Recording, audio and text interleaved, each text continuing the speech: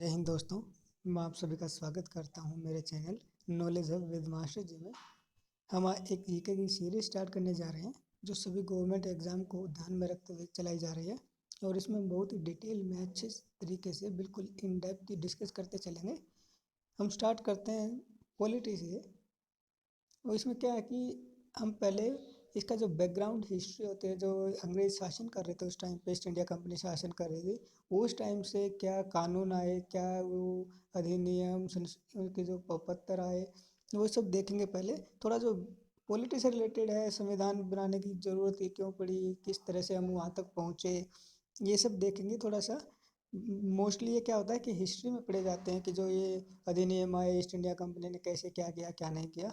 तो लेकिन हम जो भी पॉलिटी से रिलेटेड थोड़ा बहुत कंटेंट है उसको यहाँ जानेंगे, बाकी हिस्ट्री में ही कवर करेंगे। तो अभी बिना समय बर्बाद के स्टार्ट करते हैं। संविधान। संविधान में सबसे पहले हम कहते हैं कि जो हमारा राजनीतिक शास्त्र है, उस राजनीतिक शास्त्र के जनक किसे कहा गया है? ये कहा गया अरस्तु को। अरस्तु एक यूनानी नागरिक थे। और अरस्तु का एक बहुत ही फेमस कथन है कि मानव प्रवृत्ति से एक राजनीतिक पशु है। तो एक बहुत ही फेमस कथन है उनका। अब हमने इसका जो राजनीतिक शास्त्र का जनक तो बता दिया अरस्तु में, लेकिन अगर कहें कि आधुनिक राजनीतिक शास्त्र का जनक कौन माना जाता है, वो है निकोल मैकियावेली। किसको माना जाता है? निकोल मैकियावेली को। तो आगे चलें तो देखेंगे हम कि जो 1215 में इंग्लैंड के जो राजा थे, राजा जॉन, उन्होंने अपने दरबारियों को लेकर अधिकार पत्र लेके आए थे। और जो वो अधिकार पत्र था वही आगे चलकर सभी संविधानों के लिए एक आधार बन गया। वो जो मैग्ना कार्टा था, जो राजा जॉन लेके आए थे अपने दरबारियों के लिए, उसको क्या कहा? मानव अधिकार और मौलिक अधिकारों का जनक भी कहा जाता है। तो ये क्या है? एक स्टार्टिंग ही वहाँ से हुई थी राजा जॉन के द्वारा कि अपने दरबारियों के लिए कुछ अधिकारों के लिए एक प्रपत्र लेके आए, एक मैग्ना कार्टा जारी किया, और फिर उसी से थोड़ा थोड़ा इम्प्रूवमेंट के साथ वो चीज़ें आगे चलती गई। तो इससे आगे देखते हैं कि संवैधानिक विकास का ऐतिहासिक प्रवेश क्या रहा। जैसे कि देखें कि हम संवैधानिक विकास का प्रवेश है कि जो हमारा संविधान बना है वहाँ तक पहुँचे हैं हम। तो वो किस तरह से हम पहुँचे हैं और उसमें क्या क्या किस तरह से कुछ उससे पहले कानून बने, या जो ईस्ट इंडिया कंपनी है या अंग्रेज लेके आए हैं, वो सब हम यहाँ देखेंगे। अभी सबसे पहले हम बात करेंगे रेगुलेटिंग एक्ट 1773 की। इसमें क्या हुआ कि सबसे पहले जो ईस्ट इंडिया कंपनी थी उस पर पहले किसी तरह कोई नियंत्रण नहीं था ब्रिटिश गवर्नमेंट का। लेकिन जब ये रेगुलेटिंग एक्ट 1773 आया तो इसके तहत ब्रिटिश ये जो ईस्ट इंडिया कंपनी थी, तो ब्रिटिश गवर्नमेंट के द्वारा इस पर निगरानी रखनी स्टार्ट कर दी गई। तो सब एक पहला बदलाव तो यही हुआ इसमें कि संसदीय निगरानी की शुरुआत हो गई ईस्ट इंडिया कंपनी के ऊपर। अब इसके बाद बात करें कि क्या था कि पहले जो बंगाल की सरकार जैसे ईस्ट इंडिया कंपनी चला रही थी, तो अब उसमें एक नया बदलाव कर दिया गया कि वहाँ पे एक उसकी सरकार चलाने के लिए गवर्नर जनरल और 4 सदस्यों की एक परिषद बना दी गई। अभी ये 5 सदस्य टोटल मिलके ही वहाँ की सरकार की देख रेख करेंगे, सरकार चलाएंगे। तो इसमें क्या हुआ कि जो गवर्नर जनरल है, अभी वो अकेला फैसले नहीं ले सकता था। अभी अगला अकेला फैसला नहीं ले सकता था, इसका क्या मतलब है? इसका मतलब है कि ऐसा प्रावधान कर दिया गया कि ना, अभी बहुमत के आधार पर फैसले होंगे। और बहुमत के आधार पर फैसले होंगे तो इसका मतलब है कि जो गवर्नर जनरल है अकेला तो फैसला ले नहीं सकता, उसके साथ में जो बाकी 4 मेंबर हैं उनकी सहमति चाहिए या बहुमत चाहिए मिनिमम। तो इस प्रावधान से जो किया गया था, एक प्रॉब्लम ये हुई कि जाके इससे गुटबाजी की शुरुआत हो गई। और गुटबाजी से ये हुआ कि गवर्नर जनरल की जो पावर थी वो बिल्कुल संकुचित होकर रह गई। अगर अब कोई गवर्नर जनरल अपना कानून लेके आता है तो उससे प्रॉब्लम ये होगी कि अगर मान लो उसके साथ में एक और आदमी सहमत है कि हम इस कानून के पक्ष में हैं, लेकिन अगर 3 सदस्य इसका विरोध कर देते हैं कि वही नहीं, ये कानून हमें सही नहीं लगता, हम इसको समर्थन नहीं करते, तो वो कानून पास नहीं हो सकता क्योंकि बहुमत क्या है उसके विरोध में है। तो ये इससे क्या है, गवर्नर जनरल की जो पावर थी वो बिल्कुल संकुचित होकर रह गई। आगे हम देखते हैं इसी एक्ट के द्वारा बंगाल का जो गवर्नर है उसको गवर्नर जनरल का पद का नाम दे दिया गया। पहले बंगाल के जो गवर्नर थे, अभी उनको गवर्नर नहीं कहेंगे, अभी उनको कहेंगे गवर्नर जनरल। तो एक नया पद का निर्माण कर दिया गया। अब आगे देखते हैं जो पहले गवर्नर जनरल बने थे कौन थे। पहले गवर्नर जनरल का नाम था वॉन हेस्टिंग्स। और मुंबई और मद्रास गवर्नर को इसके अधीन कर दिया गया था। यहाँ पे दीन लिखा गया गलती से, तो आप इसको करेक्ट कर लीजिएगा, अधीन आएगा यहाँ पे। तो क्या हुआ कि जो पहले ये जो सरकार चल रही थी, तो बंगाल के ही अंडर रख दिया गया मुंबई और मद्रास को। तो इसमें क्या हुआ कि कलकत्ता में फिर इसके आगे उच्च न्यायालय की स्थापना की गई। लॉर्ड इम्पे को मुख्य न्यायाधीश के रूप में नियुक्त किया गया। कौन था? Lord Impey. तो इसके तहत एक कानून में ये बदलाव आया कि कलकत्ता के अंदर एक हाई कोर्ट बना दी गई और लॉर्ड इम्पे को बना दिया गया इसका मुख्य न्यायाधीश। तो ये क्या है? ये सभी बदलाव कब हुए? ये 1773 के रेगुलेटिंग एक्ट के द्वारा दिए गए थे। अभी इसके आगे हम देखेंगे 1700 पिट्स इंडिया एक्ट 1784 को। अभी 1773 के रेगुलेटिंग एक्ट की बात करें तो उसमें कुछ कमियां थी, और उन्हीं कमियों को दूर करने के लिए पिट्स इंडिया एक्ट 1784 लेकर आया गया। और उस अधिनियम में सबसे बड़ी कमी क्या थी कि ना, जो गवर्नर जनरल की पावर थी बिल्कुल कम रख हो गई थी, संकुचित होकर रह गई थी। वो खुद कोई फैसला नहीं ले सकता था। उसमें यही एक सुधार सबसे पहले किया गया कि ना, ब्रिटिश सरकार को, जैसे कि इस एक्ट ने ब्रिटिश सरकार को भारत में कंपनी के कामकाज व उसके प्रशासन पर सर्वोच्च अधिकार दिए। अभी क्या है, ब्रिटिश सरकार है, भारत में कंपनी का जो कामकाज उसका प्रशासन है वो अपने तरीके से संभाल सकती थी। अभी ब्रिटिश सरकार ने 6 सदस्यीय नियंत्रण बोर्ड, बोर्ड ऑफ कंट्रोलर भी बोल सकते हैं जिसको, उसकी स्थापना कर दी गई। और जिसमें 2 सदस्य कहाँ से होंगे? ब्रिटिश कैबिनेट के सदस्य होंगे। और गवर्नर जनरल को वीटो का अधिकार दे दिया गया। तो मतलब जो भी 1773 के रेगुलेटिंग एक्ट में थोड़ी बहुत कमियां थी उनको सुधार के यहाँ लाया गया। और सबसे बड़ी कमी थी जो वो थी गवर्नर जनरल की पावर, उसको वापस से गवर्नर जनरल को एक अच्छी पावर दे दी गई, उसको वीटो का अधिकार प्रदान कर दिया गया। अभी वो प्रशासन को अपने तरीके से चला सकता था। ऐसा नहीं है कि बहुमत के आधार पर वो कोई भी कानून बनाना चाहे और उसे रोक दिया जाए, अब ऐसा पॉसिबल नहीं था। तो इसके आगे देखते हैं चार्टर अधिनियम 1813 करने का, वो उसको समाप्त कर दिया गया। अभी क्या कर दिया गया? उस जो एकाधिकार को समाप्त कर दिया गया। और इसके बाद क्या, जैसे कि अभी जो ब्रिटिश गवर्नमेंट की तरफ से, ब्रिटिश सरकार की तरफ से जो भी कंपनियां भारत आ रही थी वो आके भारत के साथ डायरेक्टली व्यापार नहीं कर सकती थी। अभी तक ये व्यापार करने का भारत के साथ एकाधिकार इसको ईस्ट इंडिया कंपनी को था। लेकिन अभी क्या कर दिया गया, उस एकाधिकार को समाप्त करके बाकी जो ब्रिटिश कंपनियां हैं उनको भी भारत में व्यापार करने की अनुमति दे दी गई। तो इससे क्या हुआ कि अभी जितनी भी ब्रिटिश कंपनियां हैं, जो और भी कंपनियां थी वो भारत से व्यापार करना चाहती थी, वो भी आगे डायरेक्टली भारत में व्यापार कर सकती हैं। पहले ऐसा पॉसिबल नहीं था।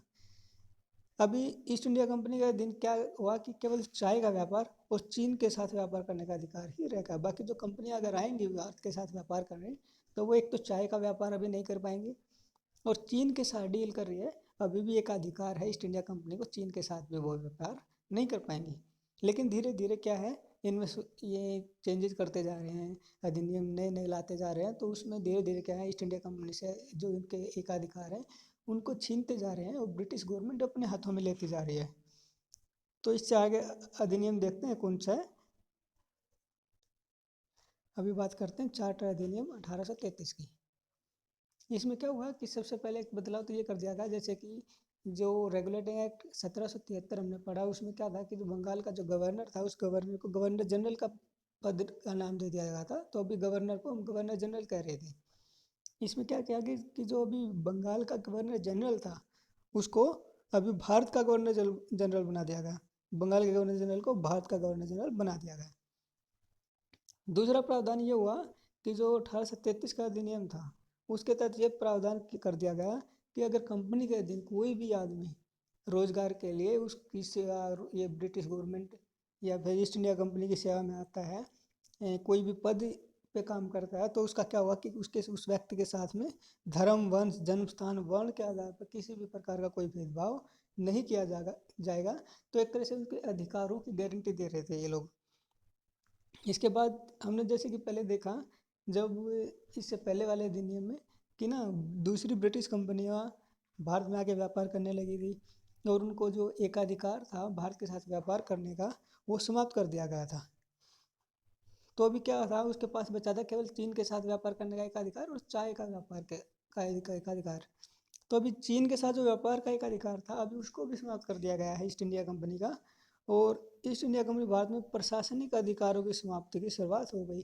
तो जो भी प्रशासनिक अधिकार थे इसके पास, ईस्ट इंडिया कंपनी के पास, तो उन अधिकारों की समाप्ति की शुरुआत हो चुकी थी यहाँ से। अब इससे आगे देखते हैं हम चार्टर अधिनियम 1853 को। वैसे तो हर अधिनियम में बहुत सारी बातें होती हैं, बहुत सारे कानून कायदे लेके आते हैं वो लोग, लेकिन चार्टर अधिनियम 1853 लेके आए थे। इसमें सबसे इम्पोर्टेंट काम एक ही था, जो था कि जो भी सिविल सेवाएं थी, सिविल सर्विसेज थी, उनमें परीक्षा की शुरुआत कर दी गई, टेस्ट की शुरुआत कर दी गई। और ये सबसे बड़ा बदलाव था उस टाइम पे। उससे पहले कोई सिविल सेवाओं के लिए परीक्षा नहीं होती थी। तो यहाँ शुरुआत कहाँ से हुई? चार्टर अधिनियम 1853 से। अभी बात करते हैं भारत सरकार अधिनियम 1 नवंबर 1858 की। इसमें क्या हुआ कि सबसे पहले इसमें द्वैध शासन था, उसको समाप्त कर दिया था। अभी द्वैध शासन क्या होता है? द्वैध शासन में क्या होता है कि हम कह सकते हैं कि पपेट गवर्नमेंट जो चलती है, कि हम किसी को, एक आदमी को सिंहासन पर बैठा दें कि ये आदमी आपका राजा है, लेकिन एक्चुअल पावर उसके पास ना हो, कोई दूसरा आदमी पीछे बैठ के उसके शासन, उसको संभाल रहा हो, उसका शासन चला रहा हो। तो ऐसा ही काम किया जाता था अंग्रेजों के द्वारा, कि जो प्रांतीय राजा थे उनको राजा तो बनाए रखते थे, लेकिन जो एक्चुअल जो मेन पावर थी वो किसके हाथ में होती थी? ईस्ट इंडिया कंपनी के हाथ में। तो वो जो उसी को द्वैध शासन कहते थे। तो अभी भारत सरकार अधिनियम 1 नवंबर 1858 के तहत इसको समाप्त कर दिया गया। और ब्रिटिश संसद ने शासन को अपना सीधे अपने हाथों में ले लिया। अब डायरेक्टली गवर्नमेंट जो इंडिया की गवर्न करेगी वो कौन करेगी? ब्रिटिश सरकार, ना कि ईस्ट इंडिया कंपनी। भारत की सरकार चलाने के लिए, उसके प्रशासन के लिए एक 15 सदस्यीय परिषद का गठन कर दिया गया। और ये जो 15 सदस्यीय परिषद है, इसका हेड बनाया गया, प्रमुख बनाया गया राज्य सचिव को। इसके बाद हम बात करते हैं कि गवर्नर जनरल थी। अभी गवर्नर जनरल 1858 के बाद क्या है? गवर्नर जनरल का पद हटा दिया गया था, और गवर्नर जनरल को क्या कहने लगे थे? वॉयसराय कहने लगे थे। और जो वॉयसराय था अभी महारानी का एक प्रतिनिधि के रूप में काम कर रहा था। तो मतलब क्या है कि जो हमारी गवर्नमेंट है उस चला कौन रही है?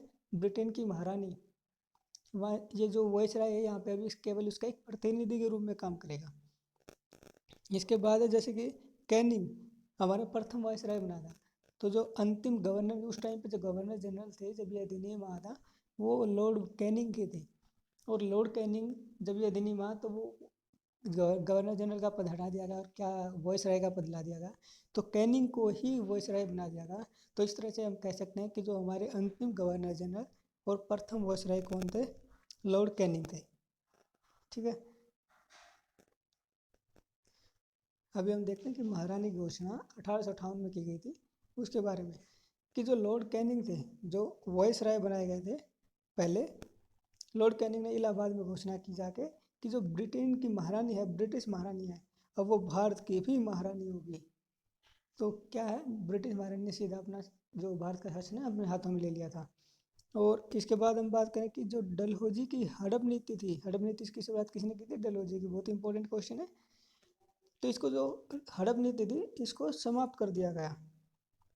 दूसरा, अपने पुत्र के स्थान पर उत्तराधिकारी को गोद लेने के अधिकार को पुनः स्थापित कर दिया गया। इसका अर्थ ये है कि पहले जो राजा महाराजा होते थे, अगर उनकी संतान खुद की नहीं है तो वो किसी और को एडॉप्ट नहीं कर सकते थे, गोद लेके अपना उत्तराधिकारी नियुक्त नहीं कर सकते थे। लेकिन अभी इस कानून में भी बदलाव किया गया, और अगर किसी राजा या महाराजा की संतान नहीं और अपने वंश को आगे बढ़ाना चाहते हैं तो वो किसी भी बच्चे को गोद लेके उसको अपना उत्तराधिकारी नियुक्त कर सकते थे। तो इसके बाद हम देखते हैं कि भारत परिसर अधिनियम 1861। इसके तहत अब जो भारत परिषद अधिनियम 1861 है, इसके तहत एक बदलाव ये किया गया कि जो इसमें लॉर्ड कैनिंग ने एक क्या किया कि जो विभागीय प्रणाली थी, लॉर्ड कैनिंग विभागीय प्रणाली की शुरुआत कर दी। और विभागीय प्रणाली का इससे क्या है, फिर मंत्रिमंडलीय व्यवस्था की नींव पड़ी। जैसे अभी विभागों में बटे होते हैं, हमारी सरकार चलती है कि अलग अलग विभाग अलग अलग मंत्री के पास होते हैं, तो सेम व्यवस्था ये वहीं से स्टार्ट कर दी गई थी। अलग अलग विभाग बना दिए गए और मंत्रिमंडल व्यवस्था वहाँ से स्टार्ट हो गई थी। गवर्नर जनरल था, उनको निर्णय को रद्द करने का अधिकार था, और गवर्नर जनरल को अध्यादेश जारी करने की शक्ति प्रदान की गई थी। तो इसका क्या है, गवर्नर जनरल तो अभी नहीं रहे, तो वॉइसराय थे उस टाइम पे, तो यहाँ आएगा वॉइसराय। और वायसराय की ये सभी शक्तियाँ प्रदान करती थी। वो कृषि निर्णय को रद्द कर सकते थे और या फिर जनरल जो अध्यादेश जारी कर सकते थे किसी इमरजेंसी सिचुएशन में। तो इस तरह से क्या है कि उसकी जो वायसराय की पावर्स है वो थोड़ी बढ़ा दी गई थी। इसके बाद हम आगे देखते हैं भारत उच्च न्यायालय अधिनियम 1861। इस भारत उच्च न्यायालय अधिनियम 1861 के तहत क्या किया गया कि 1862 में कलकत्ता के अंदर, मद्रास और बॉम्बे में एक उच्च न्यायालय की स्थापना की गई थी, यानी कि हाई कोर्ट की स्थापना की गई थी 1862 में। ये एक बहुत ही इम्पोर्टेंट क्वेश्चन है, बनता है यहाँ से डायरेक्टली, तो इसको ध्यान में रखना है। तो आई होप आपको ये सेशन पसंद आया होगा। आज के लिए इतना ही।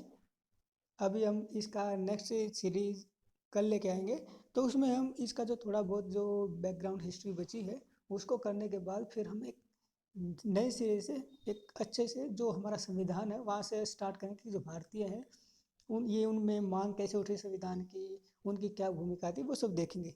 लेकिन इसकी एक क्लास रहती है, उसको हम कल कवर कर देंगे। आई होप कि आपको यह सेशन पसंद आया होगा। और अगर कुछ कमियां आपको लगे या कुछ ये डाउट है आपके, तो आप कमेंट सेक्शन में लिख सकते हैं, हम ज़रूर उनका रिप्लाई करेंगे। तो ये थी हमारी पहली क्लास और आशा करता हूँ कि आपको ये पसंद आई। और इसलिए अगर आपको पसंद आई है तो आप इसे लाइक शेयर सब्सक्राइब कर सकते हैं।